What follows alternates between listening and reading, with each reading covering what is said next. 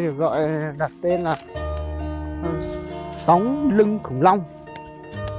Và ở đây là ở đâu nhỉ? Đây vẫn thuộc địa phận của Sơn La và là ở Bắc Yên, Sơn La.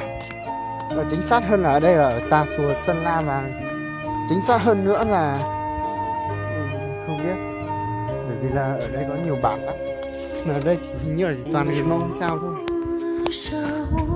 Đây mình đây.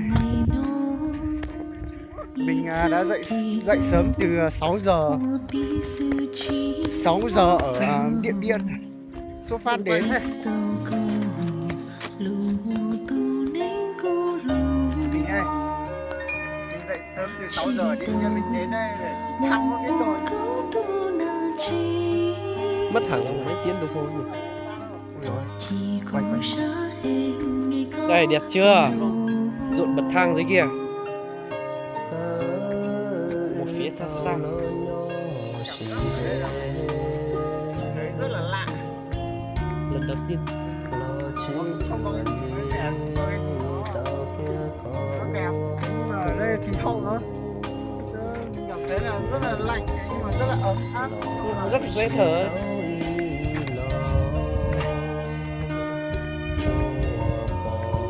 Xem này. Dưới này mới là dốc nguy hiểm.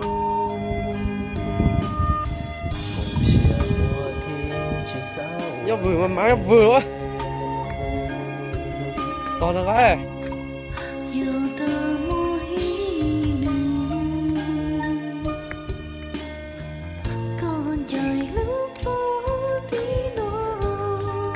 Nó hết làm mà.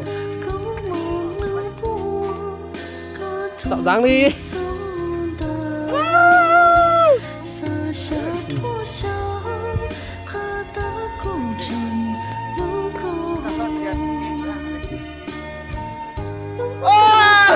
Rất là xa.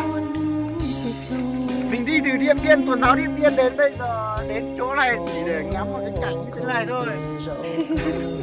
Nó gặp chưa? Không biết là ở đây nó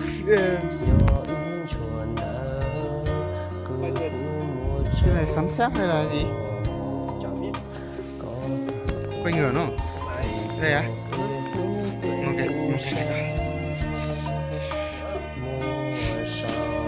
Có tôi xe luôn nó sao đó? 6 giờ sáng chuẩn bị sớm. Đến đây đã bây giờ đã tầm 4 giờ chiều rồi. Cảm giác của anh đến đây cảm thấy thế nào? Lần đầu tiên đến cũng rất là vui nhưng mà cũng rất mệt. Anh thấy ở cái địa danh này nó có đẹp hay là nó cái ấn tượng của anh ở đây là như thế nào?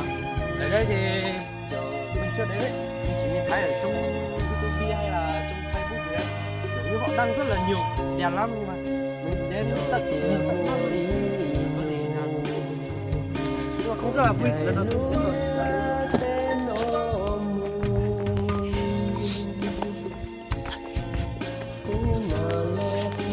Đây, lưng khủng long.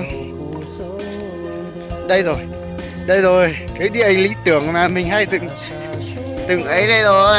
Đây này. Chụp ảnh đây kìa, thoát rồi. Không, cứ quay như thế này một tí cắt chụp màn hình thôi. Rồi.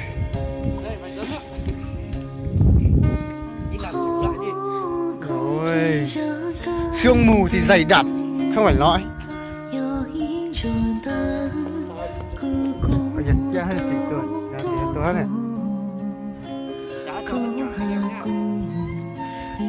Vui không? Mệt không? Đến đây thì phải thủng mấy cái lốp sắt.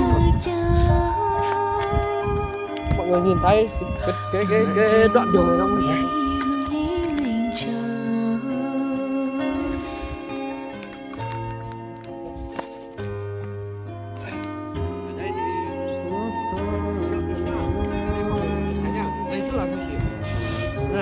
Đây. Đây cái đoạn này cái đoạn này mọi người nhìn thấy, đúng chính hãng là cái lưng khủng long luôn mọi người. Đây ở đoạn này nhìn xuống đi, dốc cực kỳ dốc, Dốc đến tận ở dưới luôn kìa. Bên này cũng dốc này. Đây, bên này cũng như thế. Đây, Đây, tận ảnh đây, đây. đây, đây, đây, rất là dốc. Và con đường này chỉ nhỏ nhỏ thế này thôi. Đó, Phải tấn luôn. đó, Phải tấn luôn. đó. Chất tiền mỏ nó to lên này. Cười phát thế nào? Cười đẹp tươi, được rồi.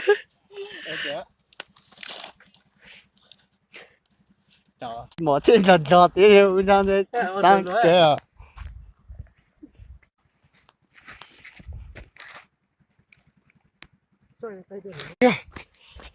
Giá nhiều mình đến nó sớm hơn một xíu. Một tí nữa thì Tận 2 giờ nó trưa thì đẹp luôn. Thế nhưng mà bây giờ muộn rồi. Cố gắng xuống tí nữa nhỉ.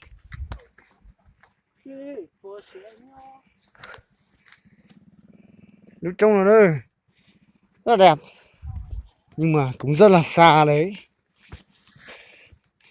Mình ở Điện Biên đến thì cũng hơi xa đấy. Đây, đây, đây, đây. Ui rồi, sống lưng khủng long. Được, đẹp, nhưng mà rất là xa. Bây giờ may mắn là mình đến đây là trời vẫn còn nắng, thế nên là cũng khung cảnh ở xung quanh thì mình cũng vẫn nhìn thấy. Đây thằng chá này, thằng chá nơi đến điểm cuối cùng rồi. Thăm nhanh rồi về nhanh thôi.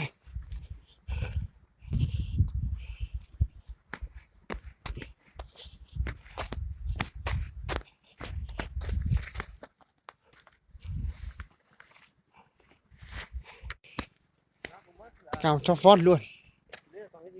Hết rồi. Cuối rồi. Nếu có xuống thì cứ xuống vẫn được. Nhưng mà xuống thì phải xuống ở dưới kia. Sao chỉ như này thôi nhỉ? Mất tung thì Điện Biên sớm. Thôi ok rồi nhé.